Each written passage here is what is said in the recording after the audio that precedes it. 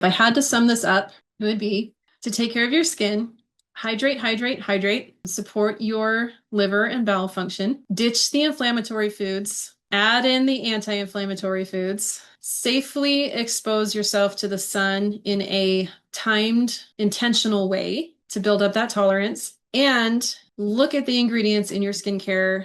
Get rid of the synthetic stuff, get rid of the synthetic fragrance, parabens, phthalates, have a critical eye towards preservatives. And if you're going to use essential oils, learn how to use them safely.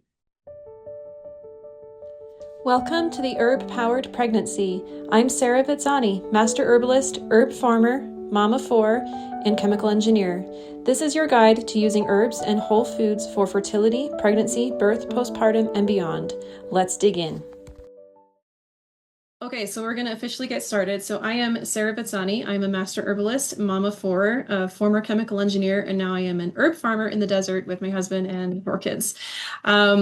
So I give these webinars, Q&As, what have you, because I really want to connect with hopeful mamas, pregnant mamas, and postpartum mamas, and help you have the best experience possible. I really want to empower you, especially on the nutrition and herbal standpoint, but I have a lot of experience with a lot of different modalities, and so I do give a lot of different tips. And of course, I definitely believe in connecting this to our faith. I'm a Christian, and I believe all healing comes from Jesus Christ.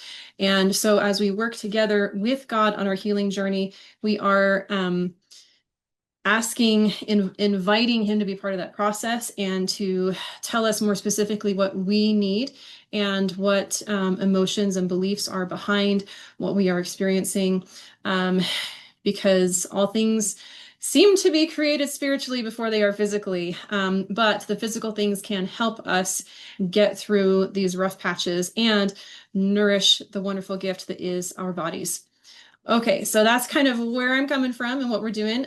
Today, I'm talking about skincare tips for hopeful pregnant and postpartum mamas.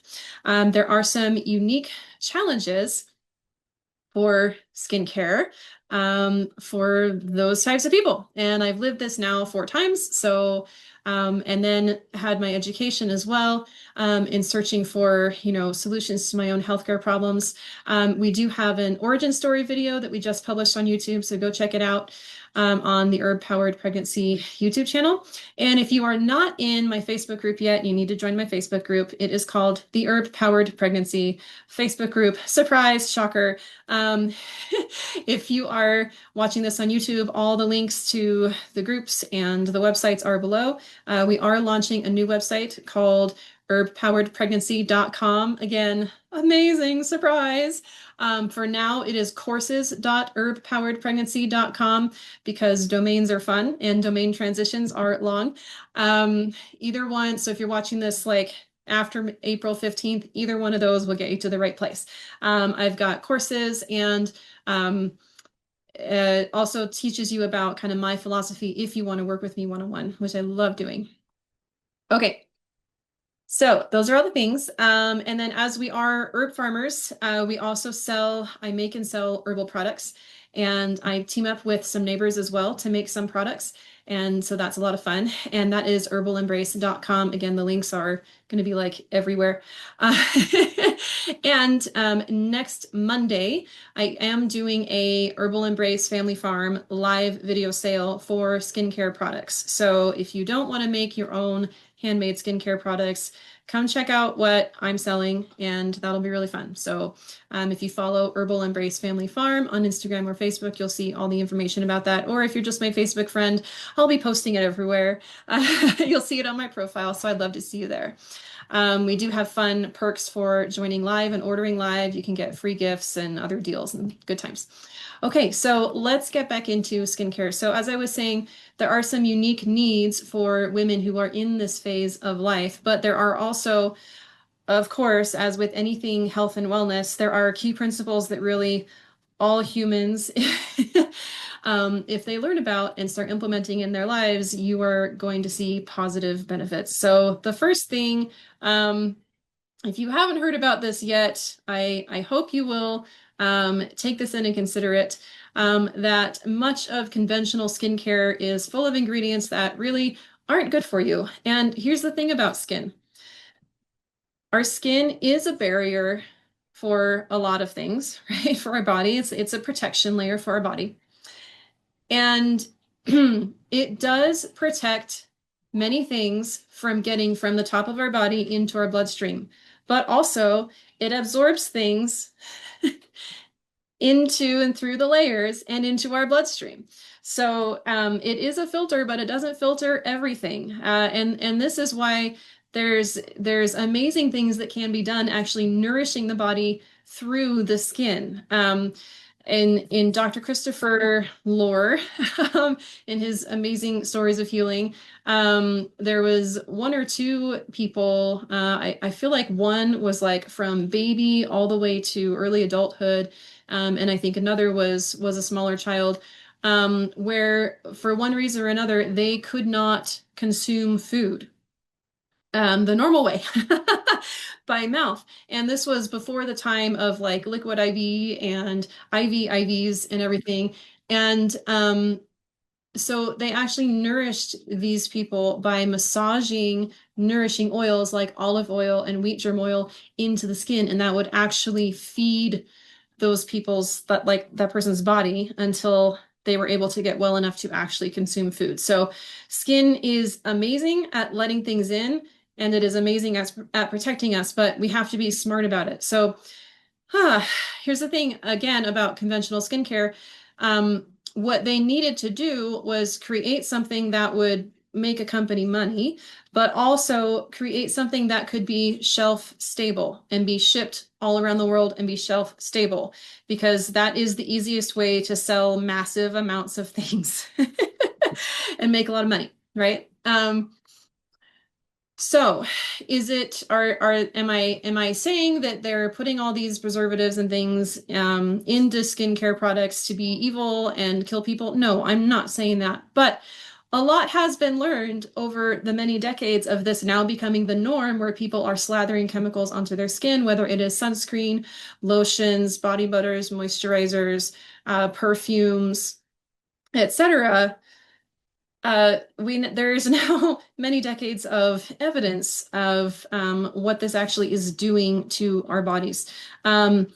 Every generation is born with more and more toxins already in their body. When they look at umbilical cord tissue, for example, they can study this, particularly microplastics, phthalates, parabens, forever chemicals. These things aren't going away.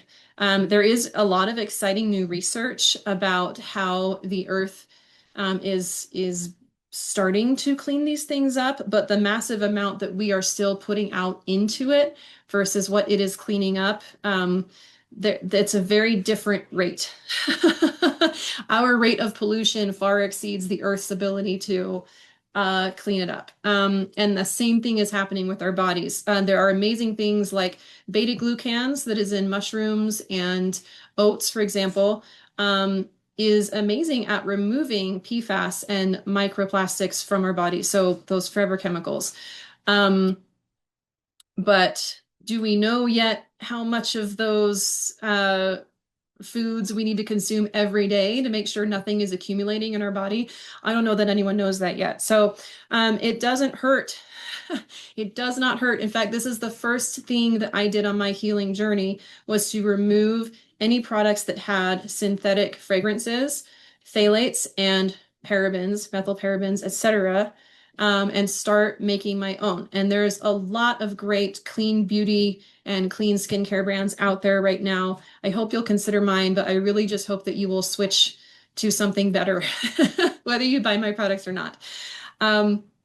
So besides the plastics and the fact that they do bioaccumulate, here's the thing, is that those plastics and the phthalates and the parabens and all these things, they have now been shown to disrupt our hormones. So, how many of you have noticed that it seems like hormonal problems are on the rise? Menopause is really, really difficult for most women. Now it's a joke. Now it's expected that menopause is just going to be miserable. PCOS is on the rise. Endometriosis is on the rise.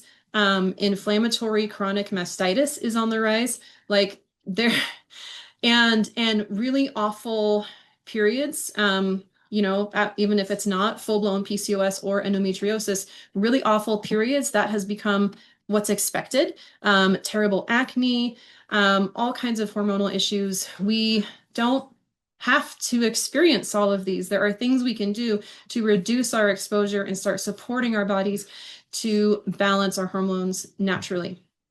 Okay, so the easiest thing you can do is go to your skincare cabinet, take a peek at the ingredients, and if it has synthetic fragrance, parabens, or phthalates, please consider removing them. Now, many companies have gotten smart and recognize that consumers are talking about this and no longer want all of these things. They want some other options. And there is a lot of greenwashing going on. There is a lot of, if you remember the whole bisphenol A, the BPA controversy, there was finally enough evidence that people were kind of blowing the whistle on like, hey, this is really bad for us. We should switch to something else. Well, if they switch to bisphenol B, then a few years later, they recognize, oh, wait, this is actually just as bad or even worse. So unfortunately, playing the game of just trying to replace with a similar chemical seems to have a bad track record. We seem to kind of end up in the same place where it's still synthetic, it's still petroleum based, and it's still interfering with our body's natural wellness protocols, if you want to say. And so I just encourage you to really look at that. And when we are wanting to overcome infertility or dealing with menstrual issues and hormonal problems, and we're not addressing what we're slathering all over our body, what we're breathing in fragrances and perfumes all the time, then we're missing something. We're only going to get so far if we're not also addressing this. So please take a look at that. And the other thing is preservatives. Now, this is pretty controversial because if you have a water-based skincare formula, especially, you're really not going to be able to get very far with that being shelf stable without and shelf stable meaning not under refrigeration, not controlling the environment, right? Like it comes off the factory line and it goes on a truck and it sits on a shelf, right? Those things have to have preservatives in order to not fill up with microbial content, which we don't want to be slathering our skin with whatever microbes are feeding on all of those synthetic compounds either. Preservatives are necessary for water-based products that are going to end up on shelves. There are less detrimental preservatives than others. Like I definitely would not want to be ingesting these, but again, much of what goes on our skin does enter our bloodstream. And so there are some decent preservatives out there. I'm not going to go deep into that today, but for me, the conclusion I made was I'm just going to make this myself. And so when I make a water-based formula, which honestly I don't do very often, but if I have like a tea-based formula or an aloe vera gel-based formula, and of course, if you look at aloe vera gel, you cannot buy it without some kind of preservative, but you can have your own little potted aloe vera plants to supply your beauty routine as well, and you can learn how to process that gel so you have fresh gel without the preservatives. I actually do have a whole class on using aloe vera on courses.herbpoweredpregnancy.com. That is in the Herb Chats course. So that's a fun one. Anyway, so whenever I'm using water, aloe vera, etc. for a skincare or hair care DIY product, that is going to be in my fridge and it is going to stay in my fridge and it is going to have an expiration date. It is going to have a date after which, even if I have not used it, it is probably going to smell a bit off because we have some microbial action going on, and I am going to toss it in my compost. And essential oils can help. Many essential oils are a natural preservative. And then you have things like grapefruit seed extract. I mean, there's a lot of different things. Vitamin E oil is a very common preservative. And I do use vitamin E oil in my handmade products, not every single one, but some of them, um, as just kind of like an extra insurance to make sure that it lasts a very long time. But you can get different forms of vitamin E. So I get a vitamin E oil that is, when you look at the ingredients, it doesn't say like extracted from blah blah blah. Like it's literally a bunch of natural oils that are naturally high in vitamin E. And that is a really good preservative. Um, so I like going by, if I could eat it, then it's okay to put on my skin. Now, once I start putting essential oils and things on it, then I really wouldn't eat it. But that is kind of a different, that kind of goes by different rules. Okay, so preservatives. So the best way to get around that is to make your own or buy from a local maker, and just understanding that preservative-free skincare has different rules. You may need to keep it cool. You may need to keep it in the fridge. If you're not going to use it, like if you're stocking up, you could keep them in the freezer, and then pull them out later when you're ready to use them. So some things to keep in mind, and it's exciting that like the concept of like a mini fridge for your like beauty care stuff, that's kind of fun. um and so it's not, it's not completely out there, like it's being done. um all right, so we want to get rid of those first three ingredients I talked about, and then take a look at your preservatives. um and look for handmade products that don't even need the preservatives, or you care for them in a special way, to preserve that shelf life. Now on fragrance, so there are different forms of fragrance. So, and this is especially when you are entering pregnancy and have a newborn around. This is the time to be extra, extra careful about fragrance. So, um, those synthetic fragrances, they have so many. I mean, I don't know if it's like up to the hundreds or thousands. I feel like I've heard so many different words, but like any given perfume has so many compounds in it. It may have been inspired by a botanical, or it may have a key ingredient is a botanical, but they add all these other things into it to give it like all these different notes. And it's really quite fascinating. But at the end of the day, um, if it's going to disrupt your hormones, no, don't do it. So there are those synthetic perfumes, and synthetic fragrances. And so often on products, you'll see in the ingredient listing just fragrance. And if it doesn't tell you what kind of fragrance it is, personally, I would stay away from it. Now, if it lists essential oils or hydrosols, then I personally feel good about that. But we're going to come back to specific tips for during pregnancy and newborn time. Um, Now, there are also things called natural fragrance oils. And for me, the jury is still out on those. I have a little more research to do, but I generally am a little bit leery of them. I don't use them for any of my stuff, but I know I have other people that I've seen say like, this is great. It's purely natural. It doesn't have all the issues that the synthetic fragrance has. And so it's super healthy and you should use it. I'm not at the point where I can say that 100%. I personally just stick with the essential oils or herb infused, because many herbs do have a scent, but they're not that super concentrated scent that you're going to get with the essential oil. We do want to keep the concentration that we are using if we are pregnant as low as possible. So this is another reason why when I make my products, I keep everything under 2%, unless there's a particular essential oil that actually has a lower topical maximum, and then that's in there even lower. Like it's just a few drops of the formula. So again, essential oils are very strong. We don't want to overwhelm a pregnant body, especially because that new little life in there. We don't want to overwhelm that little baby. And then another thing for kids, so we don't want to put very much on them before 2 years, if anything.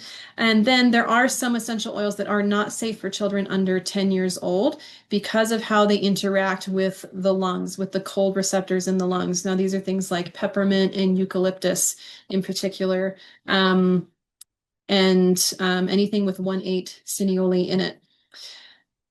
If you're going to use essential oils, learn how to use them safely.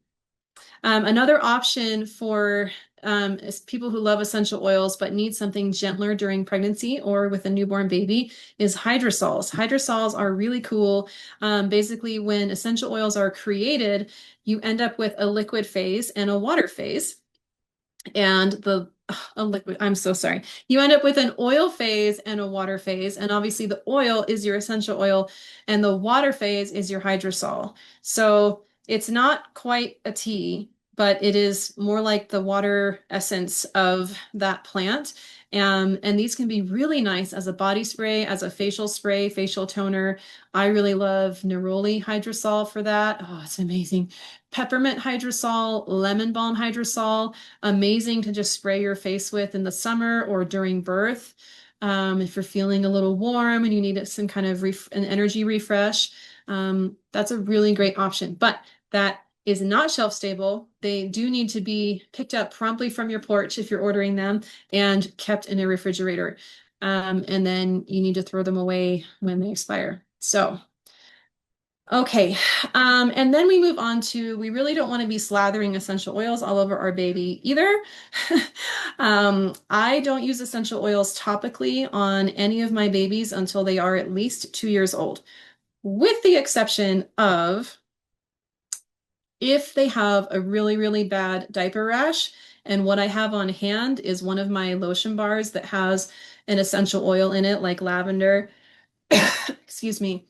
And because I make it and I know that all the essential oils are in those solid lotions at 2% dilution or less, then it's quite gentle for the baby. But I'm not slathering any of my lotions or balms that I make with essential oils in them all over my baby. It's just if I need to use something for a short period of time, if that baby has a cough or a bad diaper rash, sometimes I do use a very, very gentle, dilute essential oil product from what I make. But most of the time, I use one of my unscented products that I'll tell you more about on Monday.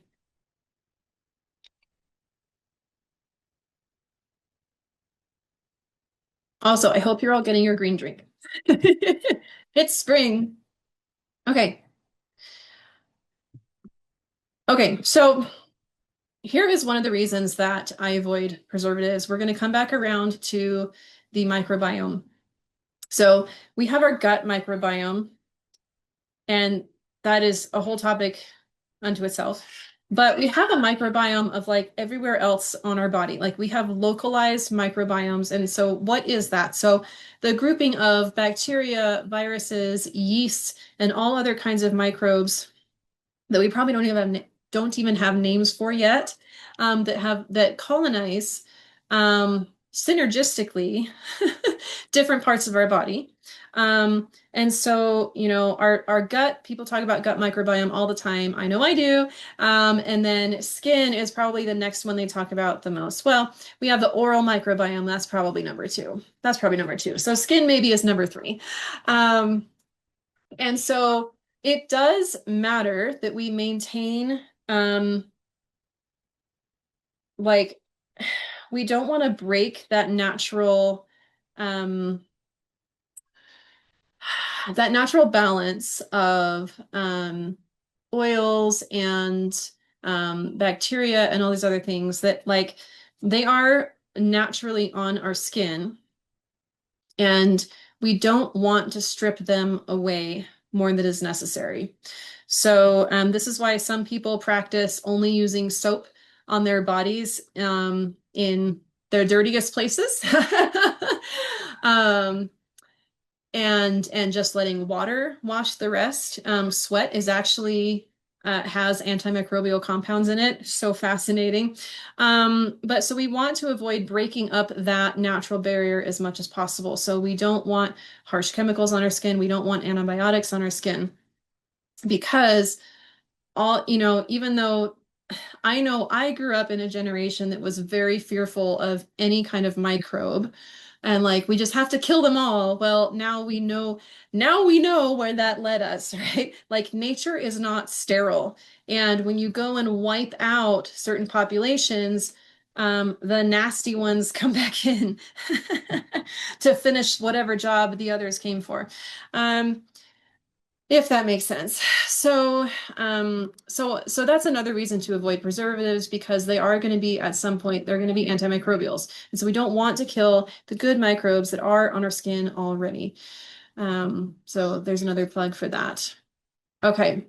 Some people are going to do better with one type of oil or butter than another, of course, and that's something that we all get to figure out a little bit and experiment with. It's always fun to experiment, right? I'm going to go into common pregnancy specific skincare needs and some things that are really, they seem like a skincare problem, but they are actually much deeper. Um, Before I go there, though, I do want to talk about um, the fact that skincare really always goes much deeper than just the skin. So hydration is pretty key. So today I'm drinking my green drink. It has lots of fresh medicinal plants blended into some water and some cream of tartar, which is a really inexpensive source of potassium, and some Redmond sea salt, and then some lemons that I blended up in there. And so we're getting enzymes, vitamins, minerals, um, just all the good stuff. And salts, natural electrolyte salts. So hydration, hydration, hydration. And all of my clients get a copy of my basic guide that includes all my nutrition tips and herbal supplement slash tea tips. Really, many of the things that I call supplements they're really foods. Like if someone looked at my life, they'd be like, "Oh, you don't take supplements, you take food." And it's like, yeah, that's what I do. um, and so there's some really good things in there that help with hydration and also helping with that hormone balance. So when we have a skin issue, there are many, many different causes, but many of them are hormonal. Many of them are that is so hard to say. Many of them are hormonal. And also, many skin conditions can indicate trouble with the bloodstream. And if we have trouble with the bloodstream, then we are having trouble filtering the toxins out of our body, whether we are being exposed to them or it's simply the waste products of the daily processes that our cells are running. So, if our blood is backing up, our skin is going to start having eruptions and rashes and patches and all these different things. And we really need to support it from the bottom up. What do I mean, the bottom up? Well, literally, the colon. We need to support the colon. We need to support the liver and gallbladder. We need to support the kidney and bladder. And then we can clean up the bloodstream. And that is sort of the equation for getting to the root cause of skin problems. And now that is whether we are experiencing eczema or boils, acne, or this condition called PUPS. And that is extreme itchiness all of the body related to liver cholestasis. So if the liver is not working properly, especially, then our blood is going to back up with some junk. And that junk's going to try to come out of our skin. And sometimes we don't see a rash, but we can just feel it trying to come out of our skin. And so when you have one of these, deeper issues, that's time to work with someone to really get thoroughly cleaned out in a safe way. especially if you're pregnant. We don't detox the same way that we used to. And when you're postpartum, we don't detox the same way that we're used to. We have some new guidelines. So it's important to work with someone right away, especially pups, because that is, kind of an emergency issue. Hey friends, I wanted to apologize for something I said in the last video. I mixed together two conditions that should not be mixed together. So let me set the record straight now. The pup hives, so PUPPP, that is, according to the internet, a harmless condition that is very itchy, but does have hives associated with it. And as far as the medical establishment is concerned, it's something that just goes away on its own and is not considered an emergency, whereas liver cholestasis in pregnancy is a serious condition without a rash, is itching all over the body. So liver cholestasis is intense itching in pregnancy with no rash. And if you are not sure which one is going on, it is best to go see a provider and make sure that you are not in an emergency condition. So either way, if we're having skin problems, we do need to support the liver, and especially if this has been a situation in past pregnancies, definitely consider additional liver support for your next pregnancy. So if our liver is struggling, we need to address it right away. Okay. And if we are taking a daily prenatal tea, or just a daily nutrition tea, if we're before or after pregnancy, that is a key way to make sure that our bowels and liver and kidneys are functioning, because any good nutrition tea is going to have herbs in it that keep all of those things well supported and gently cleansing naturally, as well as having tons of vitamins and minerals. Okay, so that's one really important prevention strategy. Things like spirulina and beets and dark leafy greens, all of the good fresh fruits and vegetables, whole grains, nuts and seeds. Really, really important. And legumes. So prevention is definitely easier than dealing with something once it is set in. But if we start having these these issues like eczema, pups, boils, etc., then we do want to kind of double down on getting the diet and the teas / supplements on lock, and then like get that basic nutrition, get that basic cleansing going, and then do things to unlock the liver and get things moving properly. Now, when we are pregnant, or even times of the month where your hormones are fluctuating, we do unfortunately tend to have less resistance to the sun. So we need to watch out for sun damage a little bit more carefully. Now, I am not anti-sun, but there is that fine balance that we need to strike between getting the appropriate amount of sun in a safe way. We need the sun. Our bodies are meant to interact with the sun. What that interaction looks like is going to be so different for each person, depending on what their ethnicity is and their current, where they're residing. But there are some things for sure that impact how our body deals with sunshine. So I used to burn very, very easily in the sun. And over the course of the last decade plus, that I have been removing those inflammatory sources in my food, and getting a lot more dark leafy greens, getting a lot more spirulina and omegas from flax seeds and whatnot. And highly anti-inflammatory foods adding in, like berries, tomatoes, tomato paste, fresh fruits and vegetables.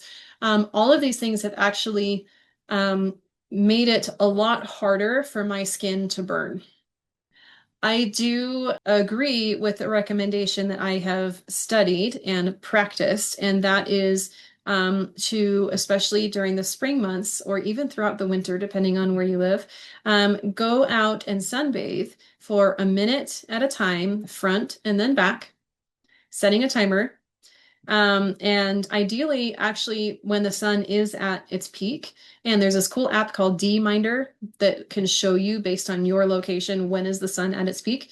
And if you want to give it all of your like biometric data, which I have mixed feelings about for sure, but if you do that, it will like calculate for you how much vitamin D you are synthesizing over the course of like your logged sunbathing time and then like when you're going to run out during the winter. It's really interesting. Um, but I don't really like giving computers all my biometric data either. So I have not done that, but it is interesting. So anyway, so you can find out when is peak sun for your time, and you can go out there and sunbathe for a minute front and a minute back. Now, if you are, extremely fair, maybe you start at 30 seconds front, 30 seconds back, or you don't do it at peak hours. Maybe you only ever do it at like the golden hours. I don't know. That's something for each person to figure out. But if you know that's too much for you, don't start there. That's what I'm trying to say. And then every day you would add a minute. So the first day, 1 minute front, 1 minute back. Second day, 2 minutes front, 2 minutes back. Third day, 3 minutes front, 3 minutes back. Fourth day, 4 minutes front, 4 minutes back, etc. And we do not want to shower right after that, because if you shower immediately after sunbathing, you are actually washing off some important ingredients in that vitamin D synthesis process. Very, very interesting. Um, so we want to enable our body to tolerate the sun better by reducing the inflammatory foods, possibly increasing our body's ability to photosynthesize. I've heard that claim and I'm really curious about it, but I have not researched terribly into it. I'm kind of like, why not? Sounds great. But then also, we want to safely, gradually expose our skin to the sun so that we don't burn as easily later on if we're just going out to do work or play. And then, of course, when you're in water, that's going to amplify the sun. And I really don't use sunscreen anymore. I just prefer to be smart about when I'm out in the sun and get that tan on purpose, and then also wearing like sun barrier fabric. Just be advised that much of that sun barrier fabric is really not natural fibers, and so that is going to cause additional issues if you're wearing it for significant times of the day after day after day, right? If I have like a beach trip and I'm wearing, the sun shield for my swimsuit for 3 days in a row, like that's fine for me. Okay, so the sun, we need the sun. However, when we are pregnant and hormonal, or other times that we are just hormonal, unfortunately, hormones and the sun are not friends. And so and so we can end up with it can be a little bit easier to burn when we're pregnant. It can be easier to develop discoloration on the skin, such as melasma. That can be pretty stubborn. I have a little bit right there. Sometimes I'm careful, sometimes I'm not.